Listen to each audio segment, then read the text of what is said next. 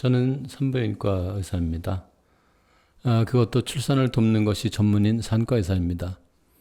그러나 이제는 출산하는 산모가 많지 않아서 제가 할 수 있는 일이 점점 줄어들고 있습니다. 국가적으로도 0.78명이라는 최저 출산율 때문에 큰 걱정이라고 다들 입을 모읍니다. 저는 나라의 장래를 위해서, 또 특히 무슨 연금 고갈이나 그런 것 때문이 아니라 다른 이유에서 결혼을 그리고 출산을 권하고 싶습니다. 출산은 아니더라도 최소한 결혼만큼은 할 수 있으면 하라고 권하고 싶습니다. 제 막내딸은 아직 어리지만 위로 저희 두 아이 모두 결혼을 하지 않았으니 저와 같은 나이 든 이 말은 그리 설득력이 없다는 것을 잘 압니다. 여하튼 그럼에도 저는 산부인과 의사이고 이미 결혼을 해본 사람으로서 말씀을 드리고자 합니다. 사실 저는 결혼 전까지는 결혼에 대한 생각이 별로 없었습니다. 아마 요즘에 제가 결혼 적령기였다면 결혼하지 않았을 것 같습니다. 그러나 제가 결혼하던 3, 40년 전에는 결혼은 반드시 치루어야 하는 과업으로 여겨지던 때였고, 결혼을 하지 않으면 무언가 문제가 있는 사람으로 보이는 풍조가 있었습니다.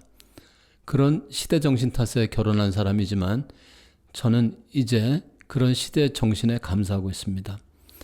그렇지 않았다면 저와 같이 결혼에 적합한 자질도 갖지 못했고 결혼할 생각도 없는 사람은 독신으로 평생 살았을 것 같습니다. 여하튼 제가 젊은이들에게 결혼을 권하는 이유는 스스로의 행복을 위해서입니다. 여기서 행복이란 꼭 즐거움과 기쁨만을 의미하지는 않습니다. 우리 모두는 부모가 있습니다. 물론 이른 나이에 고아가 된 사람도 있겠지만 대부분 부모를 알고 있습니다. 그러나 과학이 발달하면 부모를 모르는 채로 태어나고 양육되는 아기도 생겨날 듯 싶습니다. 그때 부모를 갖는 쪽으로 선택을 할지 아니면 부모를 갖지 않는 쪽으로 선택할지 아이가 선택할 수는 없겠지만 아마 선택할 수 있다면 대부분 아기들이 부모가 있는 쪽을 선택할 것 같습니다. 왜냐하면 부모란 자신을 낳아준 존재이기도 하지만 세상 누구보다 자신을 아끼고 지지해줄 분들이라는 것을 알기 때문입니다. 결혼하여 배우자를 가진다는 것도 마찬가지입니다. 결혼 생활이 항상 기쁨과 즐거움만으로 채워져 있지 않습니다.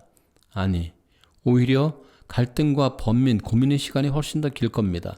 저희 부부도 그랬습니다. 그래서 이혼을 하기 위해 가정법원까지 갔다가 증인이 없어서 못하고 돌아와서 그대로 살고 있을 정도입니다. 지금은 더군다나 한 집에서 함께 사는 것도 아니고 일주일에 일요일 하루 잠깐 얼굴만 보면서 지냅니다.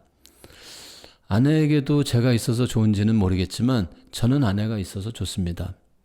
아내가 착하고 예쁘고 현모양처라서가 아닙니다. 제가 보기에 못마땅한 구석이 한둘이 아니고 오히려 마음에 드는 구석이 아주 적습니다. 그래도 나와 함께 가까운 거리에서 늙어갈 내 편이라서 좋습니다.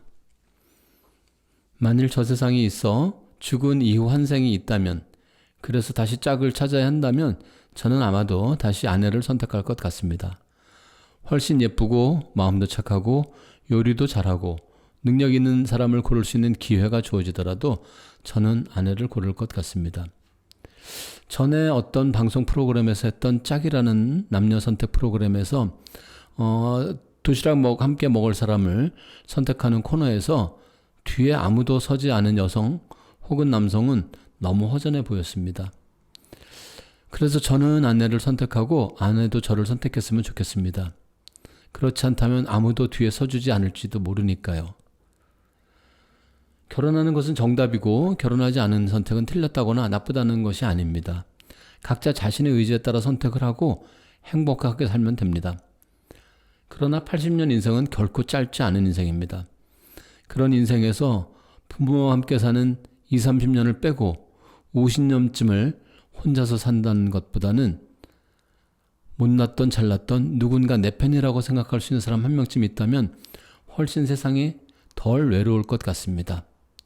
그래서 저는 결혼을 권합니다. 할 수만 있다면 말이죠.